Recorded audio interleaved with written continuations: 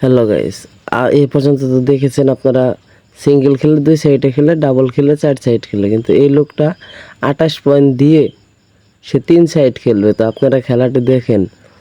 তবু মনে করেন যে লাস্টের দিক দিয়ে গেম যে 28 যাকে দিয়ে নিয়েছিল সেই খায়। এখন দেখতে থাকেন সে কীভাবে 3 সাইড খেলে। এটা হলো নতুন খেলা, আমি আজকে প্রথম দেখলাম এই খেলাটি, আগে কখনো দেখি নাই। সেই খেলাটি কিভাবে তৈরি করলো বা কিভাবে ভেবেই বের করলো সেটা এই লোকটাই জানে। দেখেন আপনারা এই খেলাটি দেখতে থাকেন। এই তো এক সাইড থেকে সে আরেক সাইডে চলে আসছে। তো দেখেন উনি এক সাইড থেকে গুটি ভাও করে নিয়ে আরেক সাইড থেকে ফেলে দেয়। তো এইভাবে কি আদৌ খেলা সম্ভব? এই যে দেখেন আবার আরেক সাইড চলে আসছে, এই সাইড মিস করেছে, তো স্টিক পেয়েছে আরেকজন, গুটি ফালাচ্ছে। দেখেন আপনারা সবাই দেখতে থাকেন। তো আজকে আমি এই খেলাটি প্রথম দেখতে পেলাম।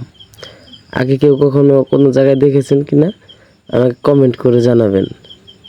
তো অল্পের জন্য আর কি একটি পয়েন্ট পেত, তো গুটিটি গাড়া ছিল, সে ফালাতে পারেনি। তো ওই অপোজিট প্লেয়ার পয়েন্টটি পেয়ে গিয়েছে। ধন্যবাদ।